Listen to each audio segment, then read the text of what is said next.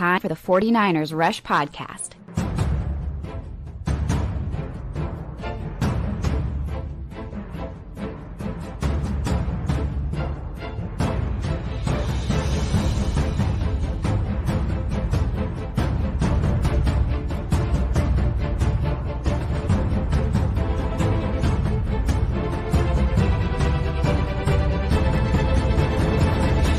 And here's your host, John Chapman. What is going on, faithful? It is Tuesday, the 4th of July, Independence Day. Hopefully you are celebrating if you are in the States. And with me, I'm celebrating because I'm with the man, the myth, the legend, the Wayne Breezy. How we doing, Wayne? Yo, yo, yo, yo, yo. Listen, happy 4th of July. Happy Independence Day. Happy whatever you want to be happy about. Just be happy. Yes. You know?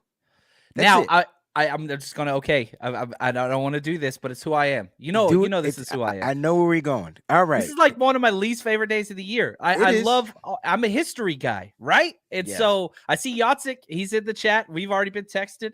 It's right. I go to bed early, and I do like fireworks, but I go to bed early. And so I know this is international, or not international. This is John Chapman doesn't sleep very well today. That's what today is. I'm now moved on to the grumpy old man stage, and it just means I'm not going to be able to sleep because they're going to be popping fireworks. Dogs are going to be barking, but very thankful for all those things. And I'm just joking around a little bit. Shout out to Clayton, the man behind the scene. Today's show is going to be fun because we have started our series where Wayne and I, this is the second inaugural NFC West rankings. We already started it last week. I was on hiatus a little bit. Shout out to the Lafrano family, amazing host down south of the border. Had a great time down in Mexico for the past couple of days. Had a wonderful time. But now we're going through offensive tackles, interior offensive line, and tight ends. So it's kind of even though the tight ends are receiving / protection, we wanted to group these positions in a protecting, run blocking, pass blocking, all those types of things. So excited about this. If you did not join us last time, we did front seven. So defensive front seven, that was last episode. You can go check that out. And if you want to check that out, the description to the Wayne Breezy Show is in first thing mentioned in the description of this video or audio podcast. Go check that out after this show, not right now. But I don't know. What were your initial thoughts as you were going through these, Wayne? The offensive line and tight ends of, the Cardinals, Seahawks, Rams, and 49ers. Were there some things, outliers perhaps, that jumped out to you? Oh, it's the opposite of outliers. Yeah. Well, unless an outlier can be far down or far up. I don't know. Listen. This is funny because I'm sitting here saying, all right, I'm going to go through the offensive linemen.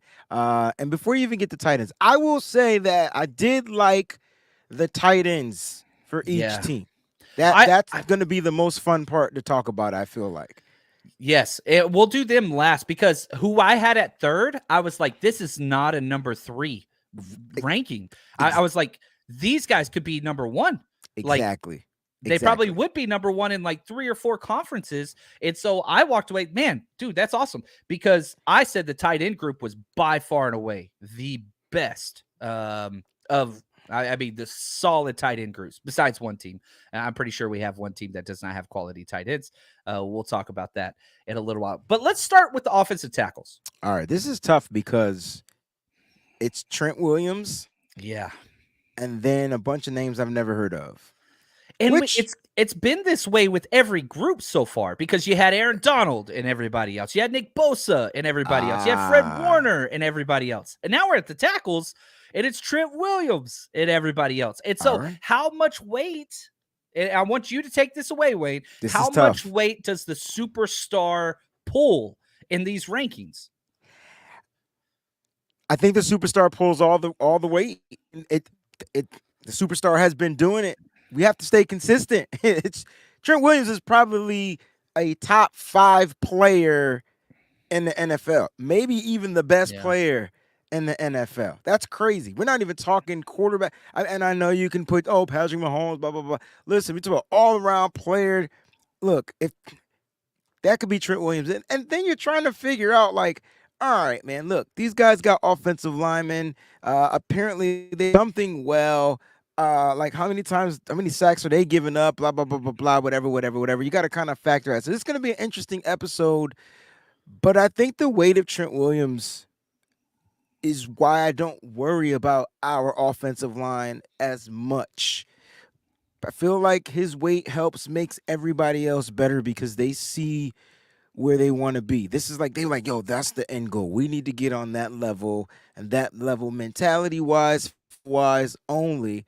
And so, like, I feel like that's the gift of having a guy like Trent. You're gonna get the best tackle to protect your quarterback's blind side, and then you're gonna, pull up some of the other weight. And even last year in 2022, I know Mike McGlinchey might have been the worst offensive lineman we've seen, but even he got better. So, and you know how I know he got better? Because Denver paid him an astronomical amount of money.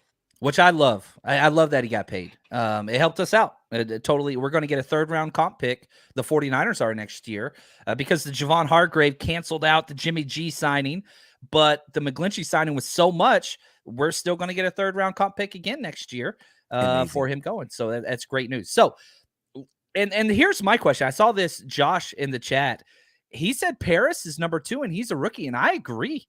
Paris Johnson, who has never taken a snap in the NFL, ever. I would say is the best tackle in this division, not named Trent Williams. I told you this is fun. This is gonna be fun. Now look, again, I don't know how we're gonna, base this off, or we're gonna go off of what, but as far as and they don't even have Parrish according to ESPN's depth chart. So we gotta use the same depth chart, because according to ESPN's depth chart, they don't even have Paris Johnson listed as a tackle. They're good.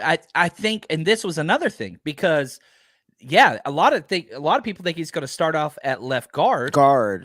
Because so let's do this. I think this would clear up a lot of the confusion. Let's go through the Arizona Cardinals tackle depth chart. All right, so we start with the Cardinals. Let's start with the Cardinals. So you got Paris Johnson. They traded back. It was the guy Kyler Murray wanted. He was my number 1 tackle in the class. He's incredible. Then they have Kelvin Beachum, who is hilarious because, again, we got to go back to Kyler Murray. He's the one that came out this year and said, quote, "Be a man and grow up," about Kyler Murray in the press. But they signed him to a 2-year deal. They have Josh Jones, former first-round pick. They have DJ Humphries. They have 4 quality tackles, which is weird because the Cardinals are not a good offensive line team. But I'm looking at this group and I'm saying, damn, that's 4 quality starters. Are they great? No, but I like how you just zoomed in there on that was clean. That was all clean. I want to do is zoom, and a boom. There we go. Just shake your rump. All right, but this is why a lot of people think Paris Johnson will be a left guard. So my question to you is, are we sliding him to guard? Because I want to do the same as you. You want to put him at guard for now? I mean, Beachum is the right tackle, right? Humphries probably they have Humphries as the left tackle. I think because Paris Johnson is young, this is the time you can make that, even though he was a tackle college at the Ohio State, this is the time you can make the shift. We did it with our guy. We did it with Spencer Burford. Right? So this is the time. Teach him guard position. It's a hole. He's athletic enough to be that. So I'd say move him to guard. They're going to put their best 5 offensive linemen out there on the field. How about that? Yeah. Solid group. And even without Paris Johnson, if he's interior, this tackle group is still strong because Beachum, Josh Jones, DJ Humphries, that's pretty solid 3. It's not a bad group. I like it. Not a bad group. Okay, Seattle, and I saw this. What's up, Brunel? He says, what about Abraham Lucas? That's their right tackle. Yeah, so Charles Cross was their first-round pick. Lucas steps in last year. They had 2 rookie tackles, and it was funny because everybody's like, oh, my gosh, they got these 2 stud starters, and Geno Smith is MVP caliber. Well, that was the first 7 weeks of the season. Then the NFL hit. Both tackles plummeted. So did Geno, by the way. And they have no depth behind them. Stone Forsythe, Jake Curran, Jalen McKenzie. Who the hell are those guys? No draft picks. So they got these 2 young starters that they're hoping going to develop. But you look at the last 10 weeks of the season, those tackles were below average, considerably below average. What do you think of this group for the Seattle Seahawks, the offensive tackles. I think for the offensive tackles, they may have the worst group out of the NFC West, and we didn't even get to a couple of the other teams. So that's just for me, and from what I've seen, especially in 2022, they may have the worst group of them all.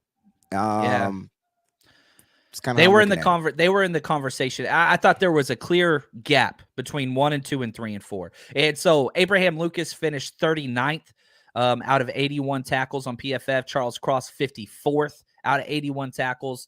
And so if you look at just how they started versus how they ended, the narrative kind of gets set early in the season sometimes, and it kind of carries on. That's what happened with the Geno thing. They were bad. They were not good. And the Niners were able to exploit them not once, not twice, but 3 times late in the season in the playoffs. And a big reason why the Niners won those games was because the tackles couldn't do their job. All right, let's go to the Rams. I've got Rob Havenstein and Joseph Noteboom as their starters. Flip those. Noteboom's on the left, Havenstein's on the right. That's what they drafted. Warren McClendon in the 5th. I did like him. Alaric Johnson, AJ Akuri, Zachary Thomas. Yeesh, I don't know. What are your thoughts on the Rams kind of depth chart and what they got going on? Again, Seattle, to me, Seattle and the Rams are kind of like neck and neck on the worst offensive line group in the NFC West, in my opinion. And when we start talking about tight ends, I feel like that makes the Rams even worse, because I feel like Tyler Higbee isn't your typical pass blocking type of tight end. So, but they do have a couple of them. So, we'll get into that a little bit later. But as far as the offensive tackles, they don't do it for me. Like they're not doing it for me. And it's funny because if, let's say a couple of years ago, let's say if Whitworth was still playing and he helped raise the level of this offensive line, right? But he's not. He's retired. So. Yeah, there we go. Oh, look at this. Jax, what's up, girl? Thank you so much for the super chat. Happy Independence Day, everyone, she says. I hope your day is awesome and you enjoy your family. That's what holidays are about. Always put things into perspective. Don't be a bah humbug like John Chapman over here. Enjoy. It is a wonderful day, and we are thankful that you're spending some time with us, which is very, very important to us. So, I agree with you there on the Rams. And again, let's just run through the 49ers depth chart. Trent Williams, Colton McKivitz. Then you've got backup Matt Pryor. I think Matt Pryor, he starts for the Rams. Yes. I don't think he starts for Seattle with their young bucks, but he probably should. And I think he starts. I think he starts for any other team but the 49ers. Yeah. Yeah, I like that. Which lets you know that the depth of the Niners is where they're going. Because God forbid something happens, they want to make sure that those gaps are filled with talent, experience, and great depth, right? And so that's what you get when you sign a free agent like Matt Pryor. All right. Yep. Same thing with Feliciano when we get into that. I think those guys remain the depth. And they remain, plug-in fillers. God forbid something happens. They're like the insurance policy. But I think if you put Matt Pryor on a different team in the NFC West, I think he starts, especially for the Rams and for the Seahawks. I like that. Look at Sean. Look at this super chat. Yeah, I'm not reading Sean's. You're always reading Sean's. This is the day we declared we will steal this land. We did it. Bless everyone who has died for our freedom. Hey, question. You guys think Purdy will shut himself down? The Cards are garbage. Guys think Shanny will ever up his air attack? So it's a couple of questions all over the place. I love it. Love it. I love it. But notice how he took us away from we will steal this land and we went straight into Q&A mode. So I kind of forgot about what he said earlier. So I'm ready to go straight to his Q&A mode. But John, do you think Purdy will shut himself down? That's the first question. No, I did. We talked about this. If I'm Purdy, it's the exact opposite. If I'm Purdy, I'm accelerating my thing because I don't want another quarterback taking snaps ahead of me in game time, because what if they do what I did and then I don't get my job back? Alex Smith 2012, whatever, fill in the blank. Like, no, the NFL stands for not for long. And right now, Purdy's the guy. And so if I'm Purdy and I'm at like 95%, my ass is on that field. And he is controlling the narrative with his agent by releasing all this timetable stuff. Oh, we're throwing already. We're ahead of no. Purdy's game plan is to be the week 1 starter. So I don't think Purdy will shut himself down. What do you think, Wayne? No, and again, it goes to everything you said, and just to double down on it. Listen, number one, Purdy's is a competitor, and he wants to go out there and compete. You got to remember, this kid was drafted again, the last pick in the draft a couple of years ago, and then on top of that, he had to work his way. He was the 3rd string quarterback. Now, he did beat out the 3rd string quarterback. He beat Sudfeld. The 49ers said, here's your $3 million. You can hit the road, Jack. We like what we see in Brock. And then, some unfortunate events happened for him. And then he came in, and then he just decided to say, I will not lose. Right. And then he didn't lose. I mean, the only thing he lost was his damn elbow. Now, Sean, I know you have more questions in that comment, and I think we're going to kind of get to those as we go on. So, Clayton, once we get to our final tallies, pull that comment back up, and we'll talk about the cards being garbage based on how we rank them through all these things. Then we'll get into the Shanny air attack and all that stuff. So we'll get to that stuff. Now, one thing I want to go back to about the 49ers tackle situation before we tally up these groups. The question was, if Trent Williams goes down, Niners are in trouble. And I agree. You lose one of the best players in the NFL, it's bad. However, they have not 1, but 2 backup plans for Trent Williams currently. Jalen Moore would be the guy, but I think he's this year's Trent Williams backup. But next year, I think it's going to be Leroy Watson. I like that. Him to be the long-term replacement. I think he's going to be one of those guys fighting for that spot. If Trent Williams was to go down, though, we just talked about Matt Pryor. And I think this is when you slide McKivitz back out to the left side, because to me, that's where he's stronger. And then Matt Pryor slides into that right, and you have Leroy and Jalen Moore competing for that swing tackle position, because you need one guy that's going to be your swing, and then you're going to want to have a guy. And I wouldn't be surprised if Leroy Watson comes out this training camp and just gets a spot. Skews right on up, and shows with a shot of progression that he's ready to move into that spot, because that's what needs to be filled. And so, at the end of the day, if something was to happen to Trent, I think the 49ers, to me, I feel like they're well prepared at just about every position. But since we're talking about the tackle position, I think they're well prepared for a guy to come in, depending on how the injury is, how bad it is. They're well prepared for a guy to come in and fill that void until Trent Williams is healthy again. It'll be a problem. It'll be some adjusting to get to for sure. Yeah. But at the end of the day, I think the 49ers they'll be all right, especially with the type of quarterback play that they get. They got quarterbacks that can ad-lib. They're not just standing there, sitting there looking like ducks. So I know that can be a gift and a curse. But I think for the 49ers, that will help. And so I think they'll be all right if that was to happen to Trent Williams. Yeah, and we've seen it the past couple of years. We've seen Colton McKivitz did last year. We've seen Jalen Moore do it as well, and we've won those games. So let's get to it, Wayne. I want your 1, 2, 3, and 4 rankings for the offensive tackle position in the NFC West. Let's start number 4. Who is your worst? Oh, that's tough. I'm going to go with the other episode. I think I'm going to go with the Rams as the worst, the Seahawks as the 3rd worst. Believe it or not, the Cardinals as the 2nd worst, but it's still far away from the 49ers at their best. Look at that, man. Guess what? Exact same rankings.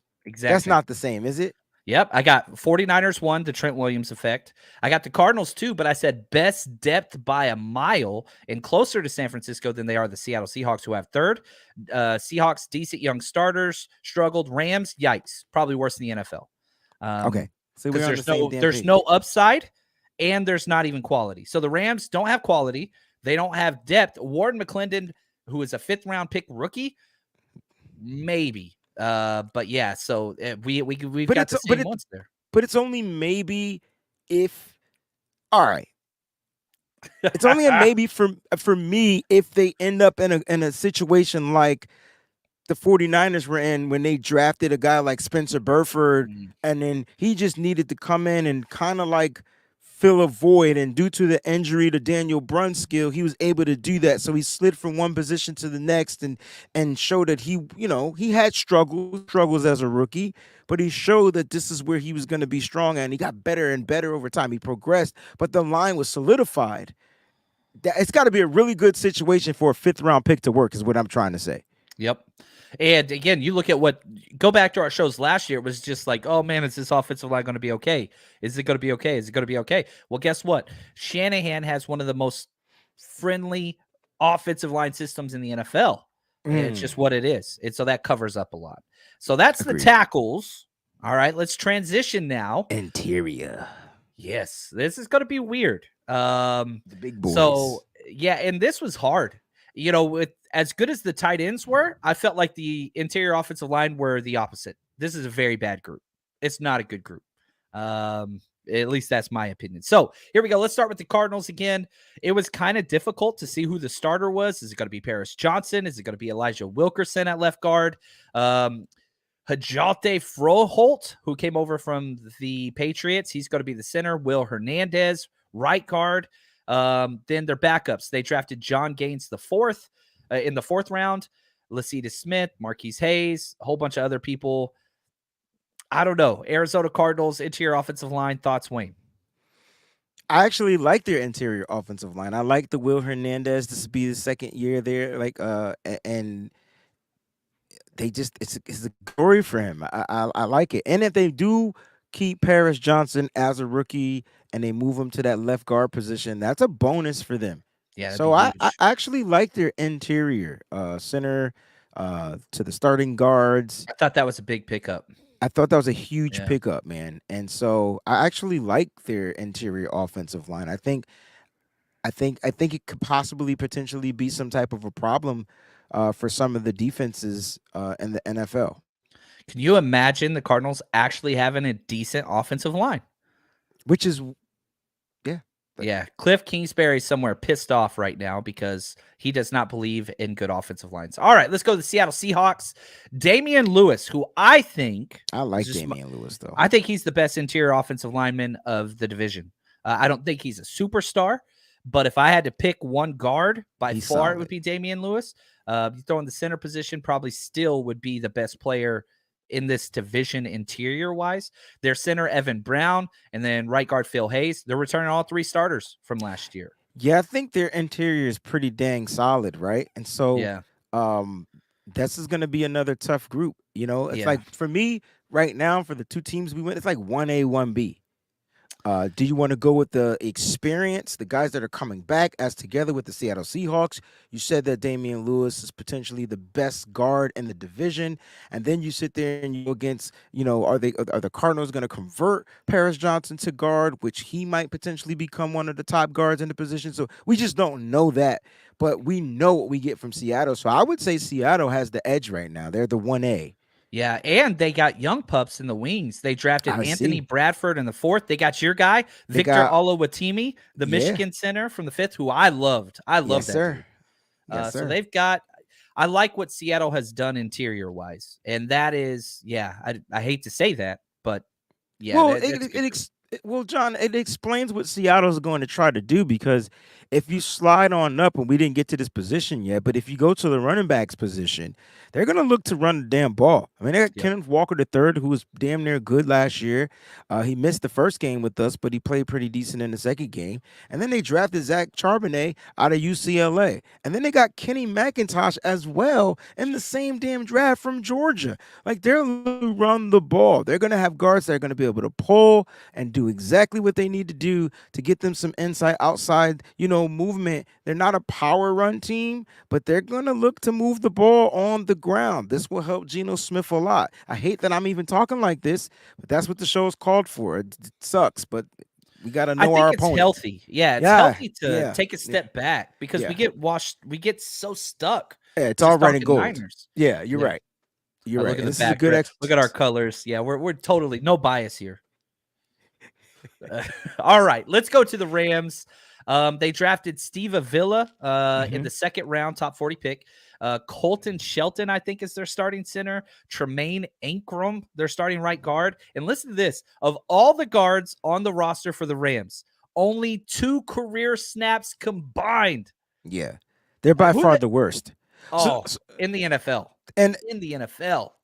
I man, if there was a way I could get Cooper Kupp off this team and get him just anywhere else, like out of the NFC West, I would do it. Poor Cooper Kupp.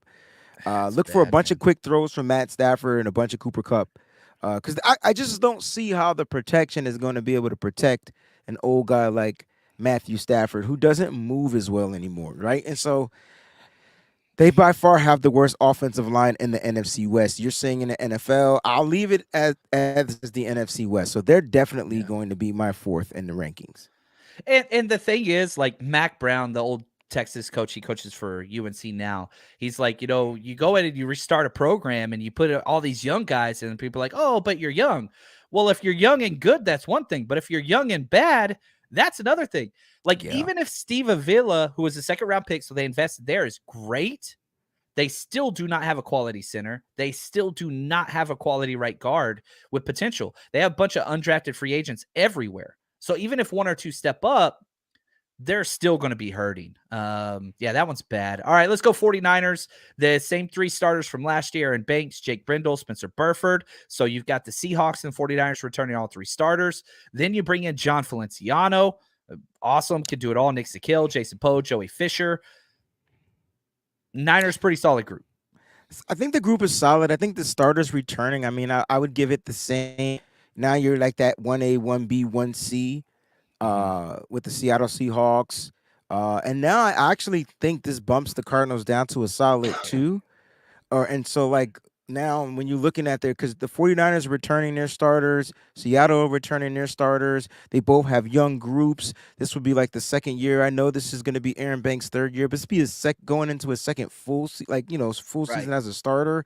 And so this is good for him. This will be Spencer Burford's going 2nd year season as a starter. So technically, Banks and Burford are kind of like on the same level, even though Banks has been in the league 1 more year. And then when you add the depth, you add the veteranship, the mauler from Feliciano, I feel like that may give the Niners a slight edge. But I really like that Seattle group. I hate it that I like it. This is tough. Yeah. Look at Terror. What's up, Terror? I see. Yeah, go ahead. Read this one. I'm struggling over here. Read Terror this one. Dome, Spencer Burford signed with my cousin sports management group. He can do no wrong. Pro Bowl year 2. Terror Dome, the one and only Bishop is calling it. I like How cool would that be if he takes that step up? I love it a lot, actually. All right, here we go. Let's rank these interior offensive line groups. Who's last? Let's go worst to first. Rams are my 4, John. Rams are my 4 as well. And I know we get a lot of Rams support on our shows, but they have to like look in the mirror and face reality that your team has some good pieces, but overall the team is just not what it was 2 or 3 years ago. It's just not. Other teams have gotten better. Other teams are financially able to do things, and the Rams are kind of like stuck. So therefore, I think this pushes Arizona to me to 3. I think I got the Niners at 2, and I'm going to put Seattle at 1, and I know people are going to slap the smack out of me, and I get it. But I like the Seattle group of interior guys, man. Yep. Guess what? Exact same order. Well, I guess we both going to get slapped. But now listen, we will slap back. I just want to know, we're going to slap back. But I just think that's the right order, man. Like for right now, that's the right order. It's not a shot at our guys. I feel like Banks. I feel like Brindle. Okay. These are all 2nd-year starters that I feel like they still have they haven't hit their ceiling, and I know people don't like to use that term. They got a lot to prove. I think Brendo can get better in the run game. I think Banks ran out of gas at the end of last season. I think Spencer Burford caught a brain fart. It was just a lot being thrown into him his rookie year. If they can step over that hump, they might be the damn best group going into the next, decade. But right now, I'm gonna rock with I think Seattle has the best group of interior guys. And I think a lot of this too, this is the first group out of 5 that we did have the Niners first. We had them first, second so far. And to flip that, we have had the Rams last on every single group that didn't have Aaron Donald in it. But see, we're showing proper discourse amongst the players that we're talking about. Like, listen, you got Aaron Donald, man. It changes the game. Yep. He upgrades that level. Now, certain teams know how to neutralize him. That's where his quality is going to go down. But back to the offensive line. This is an offensive line show. We're talking about best protection in the NFC West. Yeah. I think the Niners have the better tackles, the best tackles. But I feel like the Rams has the best interior. The Seahawks, I'm sorry, have the best interior. To stick with this, like, I think I have Seahawks, 49ers, Cardinals. I think the Cardinals are closer to 1 than they are to 4. Like, exactly. I think there's top 3 gap. Yep. Top 3 are a tier. Yeah. And then a huge drop off. 100%. Remember I said 1A, 1B, 1C, and then I kind of slid the Cardinals down to 2. Right. Yeah. So I put them at 2, but they have to be 3 because they got to pick a 1, 2, 3, 4. So that's kind of where I am. And I think the continuity, returning 3 starters on the interior is very important. So the Seahawks and Niners get a huge bump there for me. Yes. But if you wanted to have the Cardinals 1 and you think Paris Johnson Jr. is going to be their left guard, I totally get it. I don't think you're wrong. It's just a different opinion. Different perspective, and listen, it can happen. It's kind of like an unknown. And so you're basing off of projection. And so, like, at this point, I don't think they deserve that. I can't do that. I'm gonna, but I know what I've seen. It. Man, this is a good show. I'm great learning, show Wayne. so far. All right.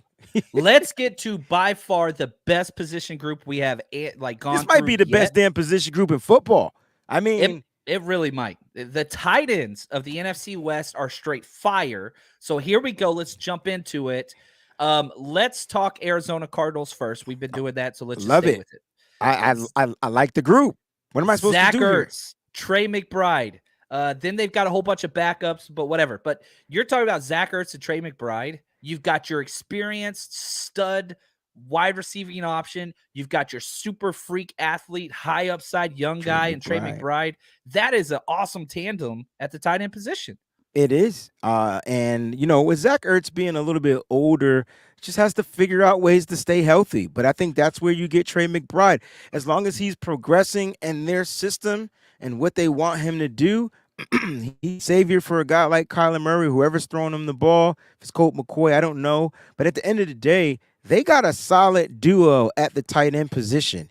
And so right now, obviously they're going to be in first place because that's the team. But I really like this solid duo. I'm not sure about the other 2 guys. I see Chris Pierce Jr. and Noah Tagai. I see him there as well. But I do know who Trey McBride and Zach Ertz are. I know them for sure.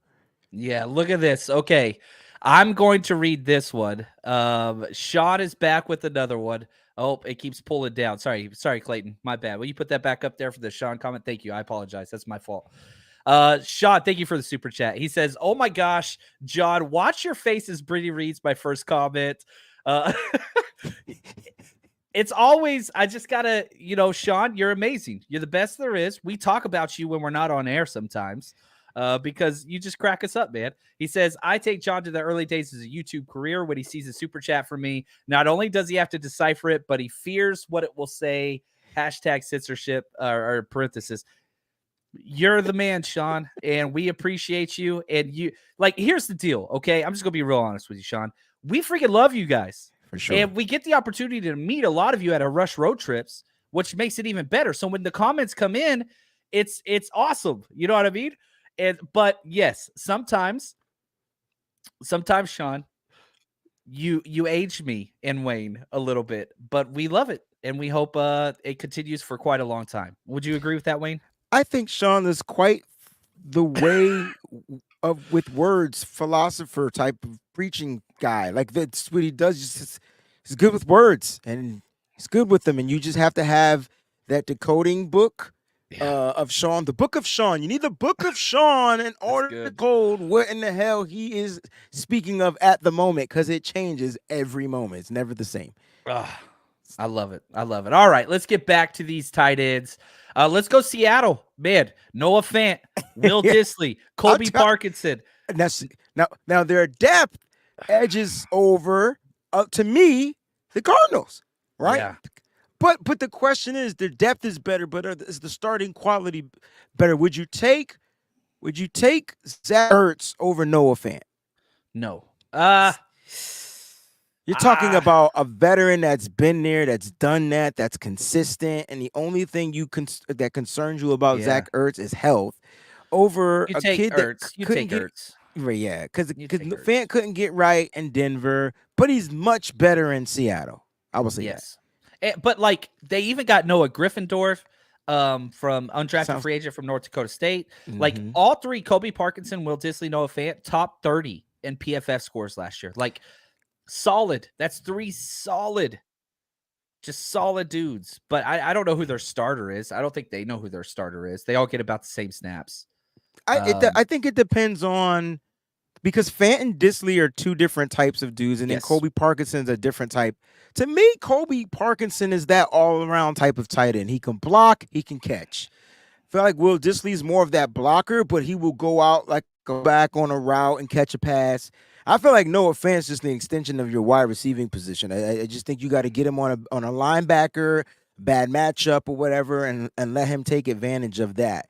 That's, to me, where Noah Fant excels. That's the type of football he plays. But they got a solid damn group, man. Solid group. To have two tight ends is rare in the NFL. To have three, that's a whole nother thing. So, having said that, let's get to the Rams, who the Rams suck. Okay, let's just be honest. I think the Rams are a terrible team. But Tyler Higbee's a decent tight end. Bryson Hopkins, decent tight end. They drafted Davis Allen in the 5th out of Clemson, who you and I both liked. Yes, we did. Not a bad group. Not a bad group. And you ask yourself, which position group will help save the quarterback the most? And it's always the tight ends. It's always that bailout tight end somewhere. Tyler Higbee is a motherfucking pro. I like Tyler Higbee. I just don't like him when we play against him. Bryce Hopkins, I don't know too much about Bryson Hopkins. Hunter Long, I've heard of, and Davis Allen could be a stud depending on how training camp goes as a rookie. So we'll see what happens, but I still, right now, the edge goes to Seattle. I like this. I see this. Here's what I want to ask, okay? We haven't got to the Niners yet with George Kittle. But who's the second best tight end? Kittle's number 1. Zach Ertz, Noah Fant, Will Dissly, Tyler Higbee. Who's number 2 for you? Oh, shoot. I think I'd take Higbee. I think I would go with Higbee. Or Ertz. But Ertz is just he's just soft. He's just finesse only. I think I would go Higbee. I like Higbee, man. Yeah. I rated 32nd out of 73 for tight ends. He had a little bit of a down year, but everybody did for him. I mean, the Rams, when you lose Cooper Kupp, it changes the dynamic on how you're utilized. And if he becomes that weapon, I mean, it was him and Skowronek, if I'm not mistaken. Yeah. So like he was just he gets. Is he a tight end? Is he not? Is he? Yeah. I he's got you. Weird. He's I got weird. You. Yeah, I don't know. Higbee is old. All right, so let's go through the Niners. You got George Kittle, the best in the West. And then you got the 2 young rookies. You got the 3rd-round pick, Cameron Latu. You got the 7th-round pick, Braden Willis. Then you got Dwelly, Warner, and Fumagalli. So you've got like 3 old vets. You got 2 young pups, and you got the best tight end in the NFC West by far. I think that skews it up, though, right? Like, I mean, we're just staying consistent. Like, George Kittle is a top 3 tight end in the NFL. And all you need is the right supplement pieces around him to like in that room. So I think why they drafted 2 guys, right? Because you brought back Dwelly on a 1-year deal. This would be, I think this is the last year of Warner's deal. And so you're going to kind of maybe phase those 2 guys out if possible, if depending on the progression of the 2 young studs. But the 2 young studs they got are playmaking guys, right? And you can line them up in the slot, in the backfield. I mean, the Niners are looking to do some damage at the tight end position. So I always say, damn, just throw Ross Dwelly the ball more, man. He can catch. I don't understand it. He's got good hands. He just after the catches are right. Oh man, there's no yak whatsoever. But it's ack. It's looks not like even me running out there. Slow no, motion. I think you can get. I think you'll be better at getting a yak. You'll make at least the first guy miss. He just catches the ball, gets hit, and goes down to the ground. But I don't know. I think, when we got to rank these, and I know it's going to be, I just feel like George Kittle is the best tight end in football, so it's going to be a number one for the Niners for me. I mean, okay, and then I'm struggling between Arizona with Zach Ertz and Seattle with that crazy. So that group. means you got the Rams last. I do. Every time, man. The Rams are like, people don't understand how bad the Rams are. Now, having said that, they don't have a bad tight end group. I have them 4 as well, though. With Higbee and then Hopkins, Davis Allen, who knows? Here's the thing, right? And I wanna stay consistent to what we're talking about here. And let's erase the pass catching ability. Ooh. I feel like we should do the tight ends twice. I feel like they should go in the receiving category and in the extension of the offensive line. Okay? Lake City Fresh. I love that logo. Yeah. So let's focus on blocking. There's not a tight end in the league that blocks better. Excuse me. There's not a group of tight ends in the league that block better than the San Francisco 49er tight ends. Because Charlie Warner will probably be in the top 5 blocking tight ends in the league. That's the one thing he does really well. So not he did well at Georgia runner. Too. Right. So if we stay consistent to the show on protection wise, Niners 1. I feel like Seattle is 2, Arizona is 3, and I'm sorry, the Rams are still 4th. Exact same order here, my friend. Here's what I said. Now I need a Dos Equis. Yeah, there we go. I said 49ers, Kittle plus the rookies. Seattle, 3 good tight ends, all top 30 PFF scores. Cardinals, this is good tight end division. They should be higher, but the division's stacked. And then the Rams, they're just the Rams. Yeah. I can't we get the Rams feedback from these Rams. Tell me who they would put there. They will find a way, but they will find a way to make a case, which they should, because I don't know. I wish they can share my screen. We are researching and we can't figure it out. Yeah, and these are opinion-based things. And look at this right here. This brother Bob RLB2. He says Niners, Hawks. Then Rams, he went Rams Cards. Then Cards, so he put the Rams in front of the Cards because maybe he likes Higbee as that option. I just think the rest of the team isn't as solid, so I think Higbee he doesn't have another good year. But again, what I wanted to do was base the preface off of protection, not just pass catching. Well said, and that's why Ertz gets a little bit of a ding down or whatever else. So, all right. So here's what we're going to do. I'm going to go through the composite rankings of the front 7 and the protection of each one of these teams, kind of like a golf score. Then Clayton's going to take over the show, and we're going to go through some of these comments that we've been stealing and get back to another one of Sean's questions that he had earlier. So we ranked each. We're now up to, 6 different units. The defensive front 7, offensive tackles, interior offensive line, and tight ends. And again, first place gets 1 vote, gets 1, and then last place gets 4. So the lower the score, the better. And dead last, the Rams. Listen to their unit rankings. They got a 2nd, 4th, 4th, 4th, 4th, 4th. Dang. Total score of 22. They're dead last by considerable margin. Next up is the Cardinals. They got a 4-3-3-2-3-3. 16 total score. Seattle, 3-2-2-3-1-2. Total score of 13. And then you got the 49ers. 1-1-1-1-2-1. Total score of 7. So 7 for the 49ers, 13 for Seattle, 16 for the Cardinals, and Rams at 22. So based on these scores, Arizona's closer to the Seahawks than they are the Rams. I was not expecting that. So they're closer to the front than they are the bottom. Or the middle, perhaps. Or the middle, yeah. Because I think the Cardinals are the worst team in the NFL, and I think as we continue through this, maybe the Rams will make a jump up. But man, the Rams have 4 players.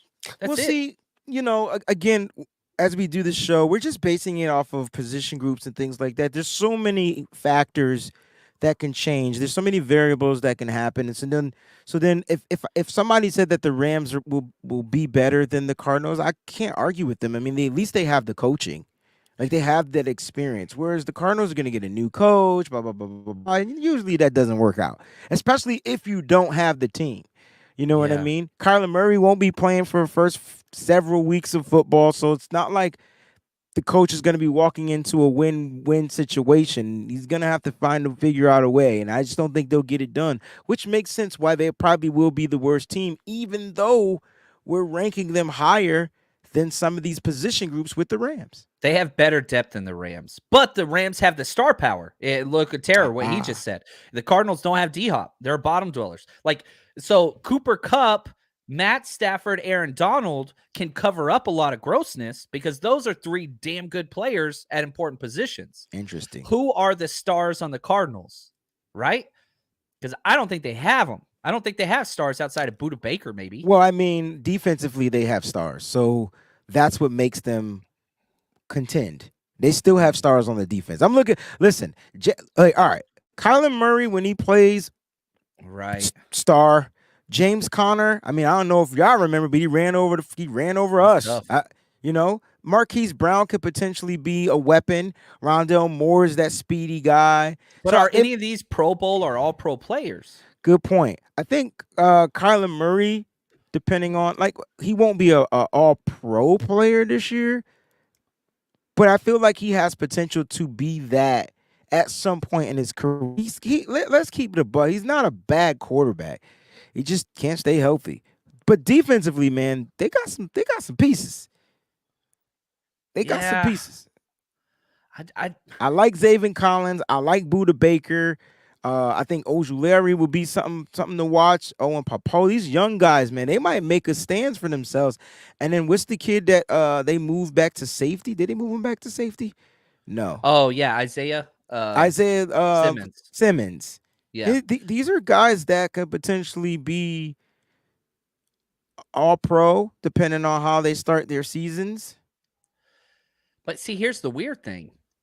I don't think they had one All Pro or Pro Bowl player last year. Not one. They didn't. And it's because of it's because of the team just being bad. Listen, if your team is bad, you get overlooked. I thought Budda Baker had a damn good season. And unfortunately, it just wasn't enough to help his team win. It just wasn't. He can't score points. He's not on offense, And the defense, we know what it's like when as a 49er fan, you know what it's like when your defense is on the field 75% of the time. Yeah. Oh, look at this. Luke Luna, what's up, man? He says, Luke, Wayne what's Breezy, going on? Subbed again. My bad. Look at his tattoos, bro. He's a dope-ass artist, man. I know. He's just far away from me. I didn't know you were unsubbed, but thank you for resubbing, and thank you for the contribution to happy 4th of July to you, my friend. I love it. All right, we're going to turn it over to the mad scientist, the man behind the scene, Clayton. Take it over, my friend. All right, let's get back to this question, okay? We talked a little bit about Sean's stuff earlier. He said the Cards are garbage. Now, I just talked about how they're closer to Seattle than they are the Rams. Seattle got a 13 score. Cardinals got a 16. Rams got 22. I don't know. Isn't it the same, though? 16, 6 to 22. No, 3. So it's 3. 3 different from Seattle and 6 different. I mean, twice the difference. Mm-hmm. And so, again, why are we doing this? This is a whole different approach to the strength of these teams. Number one goal for every team in the NFL, win your damn division. That's it. If you have better groups, that's it. So my takeaway from this is maybe the Cards aren't as bad as we thought. Maybe the Rams are worse than we thought. But so far. From a group perspective, correct. But again, sometimes it comes down to how well coaches coach. Yeah, and how well these players will play for their coach. There we go. And I do not like Jonathan Gannon at all. And Sean McVay, we know, is a hell of a coach. That dude, he's going to get a lot more out of it. Okay, let's go to the third part of Sean's questions. Guys, do you think Shanny will ever up his air attack? The deep ball. Chicks love the deep ball. Wayne, are we going to throw it deep more often? I mean, it depends on how the game. I think it depends on how the game is going. I was going back, doing my statistical homework and going through, notes and film and things like that. And that's kind of what I'm doing in like my little downtime. I'm just going back to refresh myself on. I'm finding so many tidbits, like little things. And so, like, I mean, as far as the deep ball goes, I mean, we know that we have one back that's particularly better at the deep pass. He has a stronger arm, and that's Trey Lance. And then when you bring in a guy like Brock Purdy with not as strong as an arm, who can still potentially get the ball downfield, like, I mean, it is what it is. Do I want to see it? Yeah, I think it's something that they should do. I think you want to take the top off the defense a little bit, but it's not something that Kyle Shanahan has to do. You know why? Because of Yak. And because of the players that he has. Did you know Deebo Samuel have 499 of his 600 yards? They were Yak yards, bro. The freak. So when you look at stuff like that and you're saying to yourself, man, yeah, I would love for us to air out the ball and things like that. I think Kyle Shanahan is just realizing that it's good to have that in the arsenal. We'll attempt it every now and then. I would like to see it more off the play action. I feel like when Trey boots to the left or boots to the right or boots to the left or boots to the right, you get those deeper passes down the field. But it seems like, teams got a bite on it. So that's set up through the run game. But to answer the question, I feel like we should add that air attack to the game. Trey Lance has the arm to do it.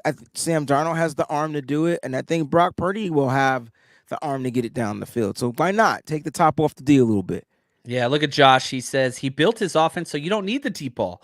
You've got all these playmakers, and I'm building a whole entire show on this concept of the new age defenses that have evolved from the Fangio system with this shell coverage and this idea of forcing teams to not make mistakes and have these, 10, 15 play drives, and Shanahan's counter to that, which I've still got a ways to go on that. That'd be a couple weeks out. But Wayne said it perfectly well. I don't think Shanahan's idea is I want these super high efficiency plays where I can put the ball into a playmaker's hand and he can turn a 3-yard gain into a 7-yard gain. And I want first downs with no negative plays. That's it. And so I don't think he has to. Obviously, we want the deep ball. Obviously. But that's it. I mean, and you look at it, the longer you stay on the field, the more first downs you get, the more you control the clock. You just got to turn those into touchdowns, right? Yep. And so when you look at the 49ers, guys, what do we have more than any team in the NFL? Playmakers. Yeah. I love it. Jack Knox, sticking with the theme. Appreciate the super chat. I know we're going 17-0. I know that much, period. Consistent. She has been consistent, and I freaking love it. And I love it. Mm-hmm. Awesome. All right, let's get to the next one. Lake City Fresh. I'm hearing Braden Willis. We were talking tight ends earlier. Is looking smooth and could get a lot of time. His run blocking is looking better than Latu. That's not even close. And again, after the draft unfolded, Latu was the head scratcher pick, but then we kind of got to know a little bit more about what the plan was. It's long-term development for Latu and his ceiling, but Braden Willis was a gold helmet guy, somebody that fit what the Niners wanted, fits the everything that they want. I think Braden Willis early, Cameron Latu late. Thoughts, Wayne? Yeah, I mean, two interesting different types of tight ends, but they can be with Kyle Shanahan. So the key is Kyle Shanahan and finding the right way to utilize them. And I think that's what makes these two guys stand out. Like you can line up Willis in the backfield, you can split him out wide, you can put him in the slot. Latu in the slot would be in my. Can you imagine that big ass tight end in the slot, just like running? Like think about the different things Kyle Shanahan is trying to do. Again, these are playmakers, right? Because what did these guys do in college? Make plays. from Yak, but making sure they secured the first down, just making the right play. And I think you got high competent guys out there, and I think that's what Kyle Shanahan wants. So if you say Willis early because he might be off to a more of an athletic start and understand the scheme and understand how to block, because that's what he does. He gets open. It's just who he is as by his nature. And then I feel like Latu again will groom right into that same thing. He's in the greatest system, one of the greatest systems of all time, right? And so this is great for him. So it's going to be very interesting to see how these two tight ends are going to be utilized a little different, even with George Kittle and the other tight ends. I mean, I know everybody's not making the squad, but training camp is going to be a mother sucker. I could tell you that right now. I know that's while you were talking, like the little overweight gerbil in my head that's running on the wheel, you know what I'm talking about? The little squeaky wheel. I need to get some WD-40 up there. Was spinning, and I'm like, man, you know what I want to see? I want to see us go into a goal line set and 13 personnel, 1 running back, 3 tight ends. So you've got George Kittle, you've got Braden Willis, you got Cameron Latu. And so it's a goal line set, right? They go all big, and it's like, look, man, this is going to be a jumbled formation, power formation, but it's not. Because you keep Braden Willis inside, you split out George Kittle, you split out Cameron Latu.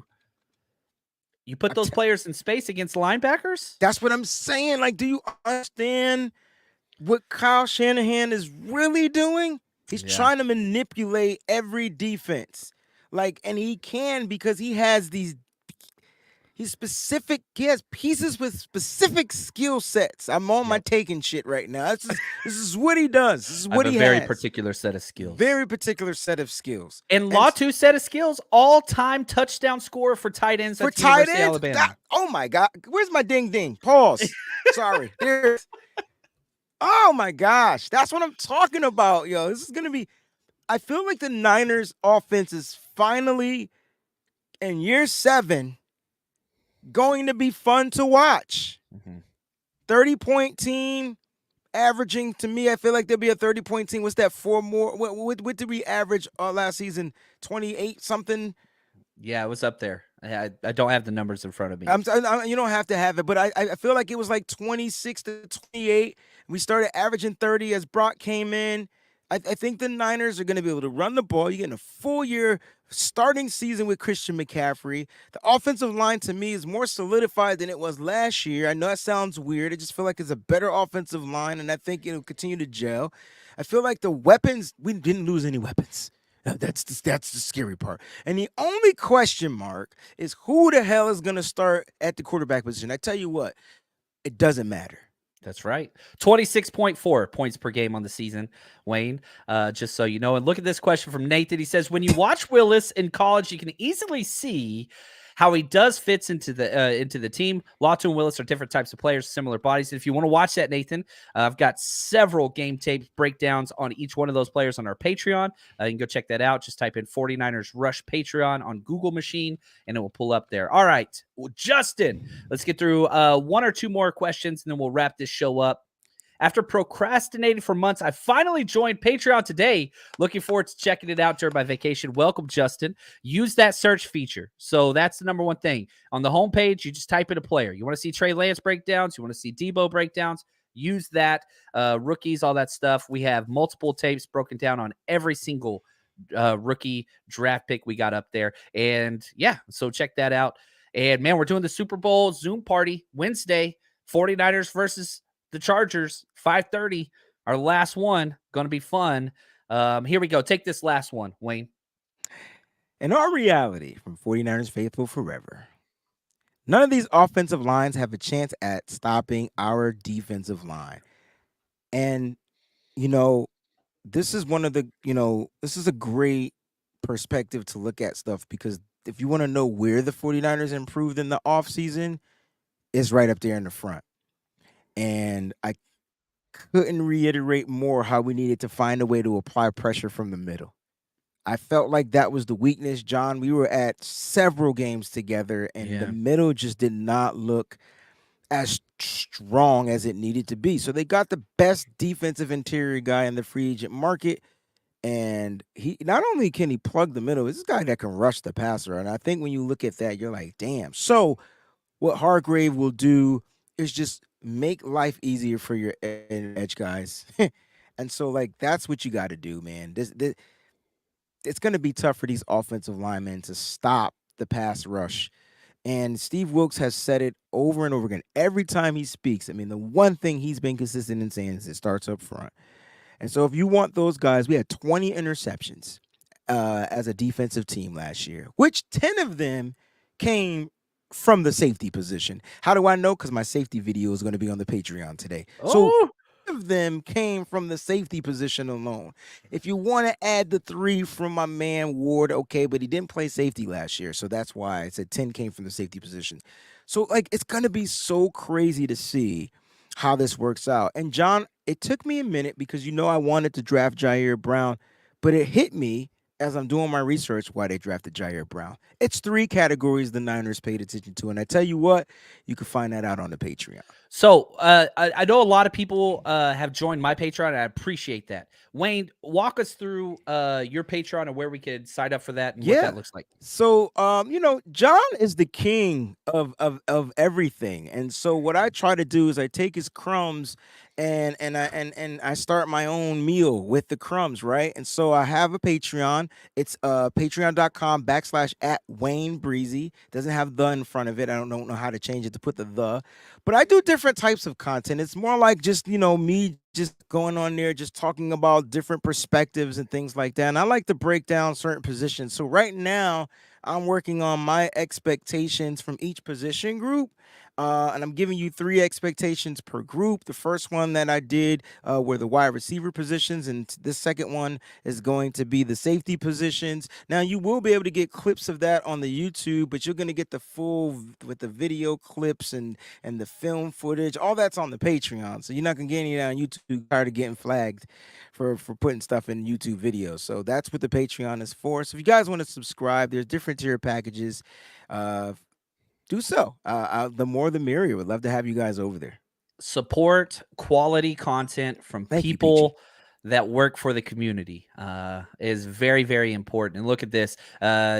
Peachy, you are incredible. Josh says both Patreons are great content. Josh is amazing, yo. He's awesome. Sin, I'm on both Patreons. We can't get Josh on the show because Josh I tried to. On the show. I he's know. Researching like crazy, but I'm trying to get this dude on here because he's incredible. Josh, one of my favorite people I've he's awesome, man. He's good. So yeah, Josh, he's going to hang out with us this year. I'm telling you, we would love to get you on one of these Tuesday or Friday shows, Josh, because man, you just be spitting some good things that makes us go left or right, and I love coming back to the center and finding a way to touch and agree. So thank you, Josh. Appreciate you. He's awesome. Pterodome, what's up, man? I'll let you take this one away. All right, Pterodome says, let me add this. If we one more marquee add, I think he forgot the word add. If we add one more marquee pass rusher to complement Bosa, Hunter, Yannick Ngakoue, etc., y'all can't see 17-0? I want one more. I don't think the Niners would do that. Bosa's impossible. Talking about the Bosa brother. Like that would take like 3 first-rounders plus and he was saying to compliment Bosa. Then he started naming gotcha. some Hunter, of the available guys. Hunter's available for a trade. Danielle Hunter. That's from Minnesota. Available just to sign. I think I want to add one more, but later though, John. I think the Niners test out what they have. I don't see Yannick getting signed anytime soon. But because teams are going to go into training camp and they're going to figure out, do we really need to add this guy? And then can we wait? And the longer you wait, the cheaper he becomes, right? And so Yannick's complained about training camp, I think, like 3 seasons. 3 seasons. So I don't think he wants to go to training. No vets want to go to training camp, especially at D-line, because that's just plug and play.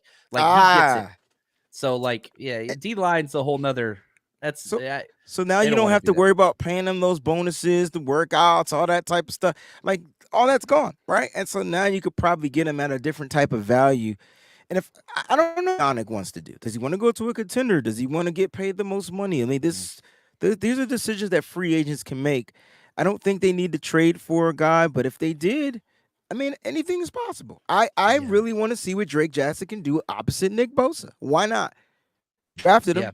Well, look, in the past too, right? You added what you added CMC in the middle of the year. Middle of the traded year. for, Charles Omenihu middle of the year. You got Emmanuel Sanders in the middle of the year. So you got to see where your deficiency is, and the Niners have a little bit of cap space. There it you is. got a lot of draft capital. So wait till you get in, reassess, address your biggest weakness, and then go forward. Yeah, I mean, that's the Niners' way.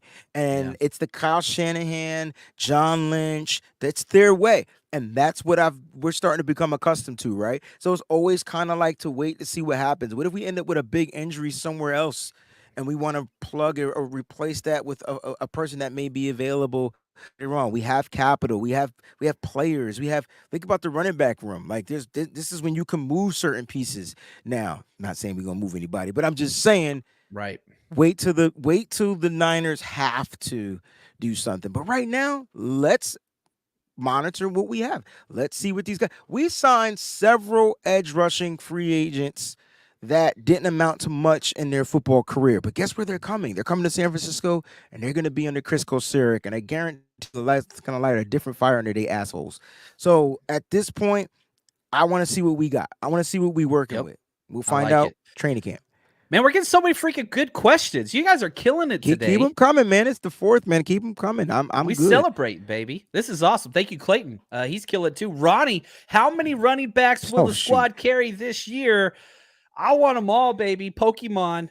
Got to catch them all, but catch them all. So Wade, all right. Kyle Juszczyk, that's 1. CMC 2. CMC 2. Jordan Mason ain't going nowhere. It's got to be Jordan Mason. I was having this conversation. Mitchell ain't going nowhere. Maybe trade. I think they keep them all. TDP, that's 5. That's 5 running backs, 4 running backs and a fullback. Yeah, I think that's where it is. I don't know where we're gonna lessen the number for the position. I don't know which group is gonna be. I feel like they go 5 running backs, 6 wide receivers. That's 11. That's 11 right there. So gonna be tight whenever you cut down to 53. We say it every year, but this roster has gotten better and deeper every year. That's the difference. The roster's gotten better, right? And so you're like, damn, which running back am I gonna have to cut? I don't think you cut any of them. You remember when they cut Jake Brendel? They cut Jake Brendel. Of course. They cut Jake Brendel. Of course. And then brought him back just 2 years ago. Can they do that with him back? I don't think you can cut TDP. Trey Sermon's still on the Eagles roster for crying out loud. Yeah, but I feel like if they were to cut I don't want them to, but if they were they're not cutting he's gone. He's gone. Nope. And Jordan Mason did too much and too little. There's too much good film. He would be. That's what I'm saying. He did too much and too little time, opportunity. He would be gone. So he would get sopped up like a biscuit and gravy. He would be. I'll tell you what would happen to Jordan Mason if he got cut. He would be the heir apparent to Derrick Henry. He would be their number 2 back, and when Derrick Henry rides off into the sunset, he would be the starter and rush for freaking 1,500 yards. And that's not happening on our block, bro. We're not letting that happen. Yeah, look at that, Jack. She says, better not touch Jordan Mason. You and I, you're the president, Jax. Yeah. I'm the vice president of the Jordan Mason fan club.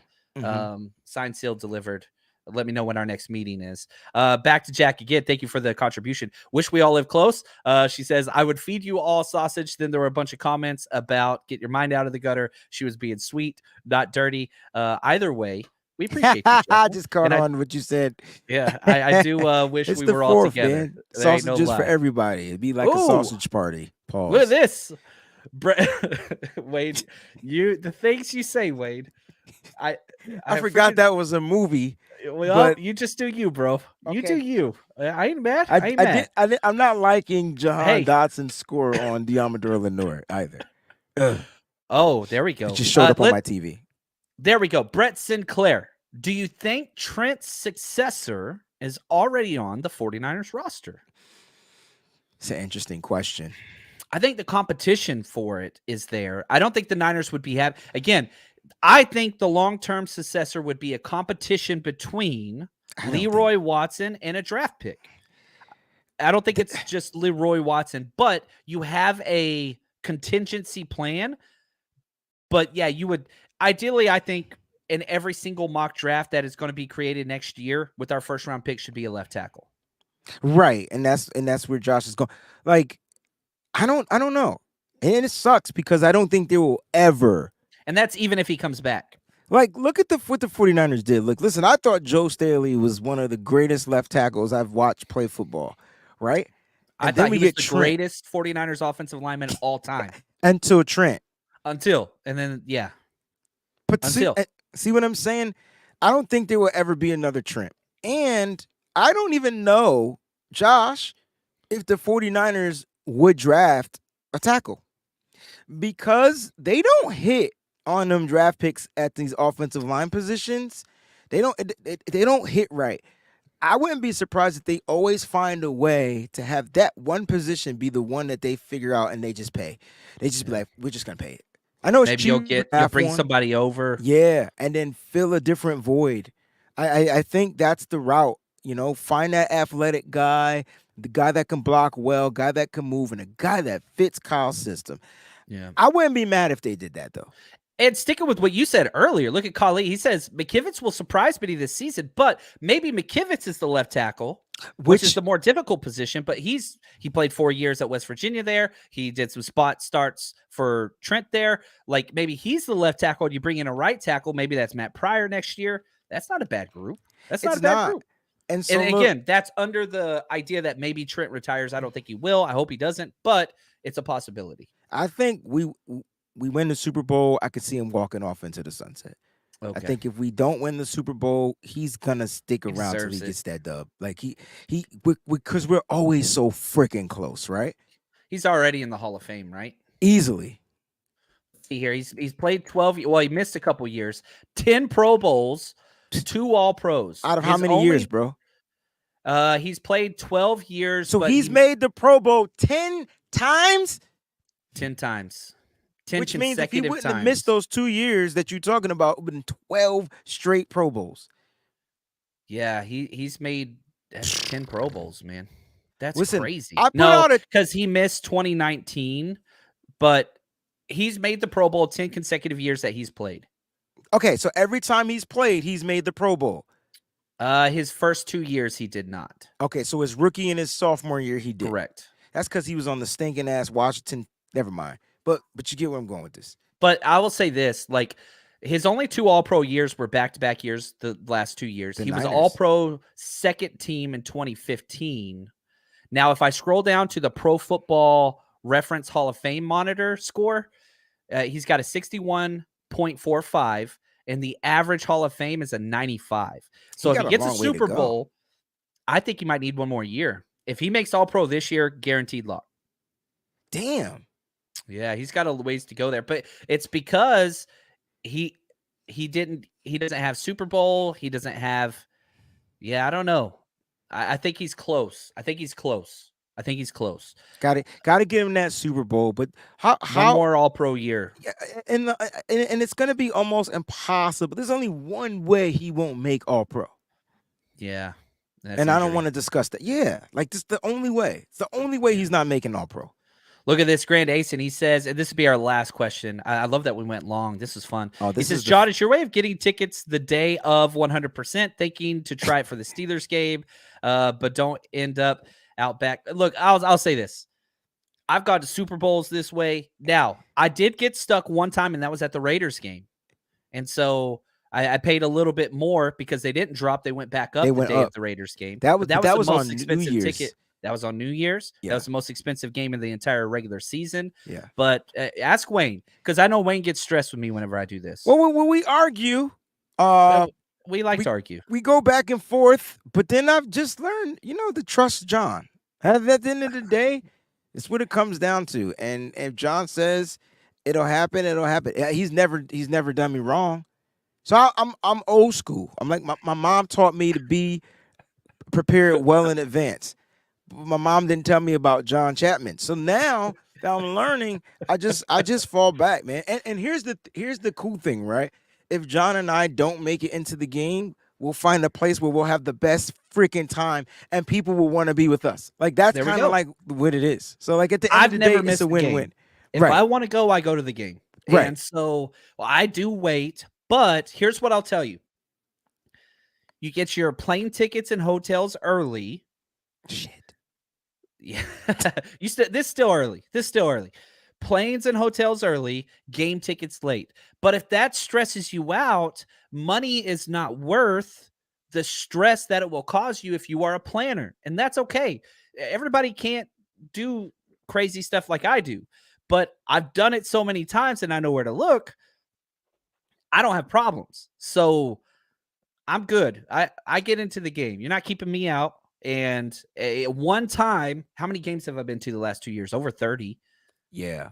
And playoff games, Super Bowl games, whatever else. Like, I get in. National championship. It works all the time. I'm telling you guys. So, and this is counterproductive to my own self. If I wanted to, I just wouldn't tell anybody else that it would be better for me because there's more inventory late because most people don't do that. But that's not what we're about here.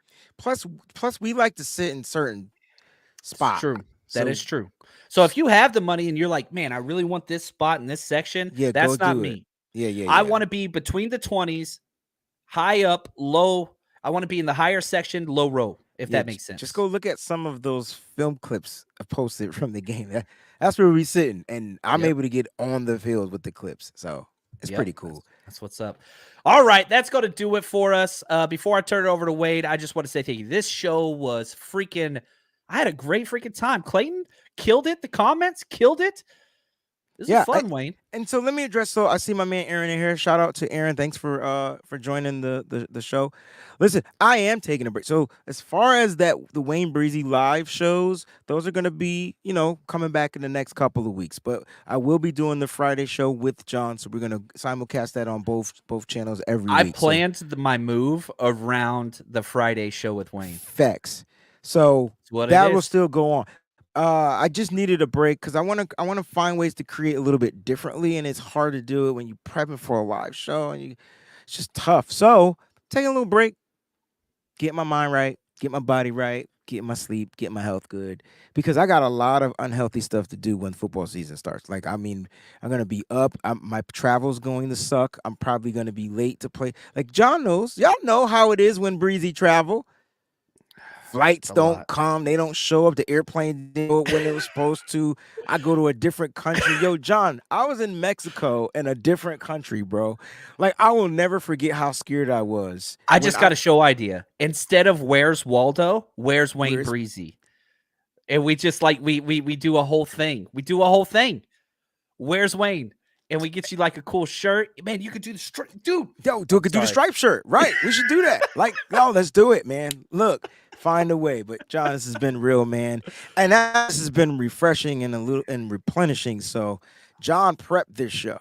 So if you guys know, I'm on here just talking out the behind. John has all the information. I'm just like, yep, cool, yep. But nah, this is what I needed. Like, and John's been able to give me that break that I needed. So I appreciate you, bro.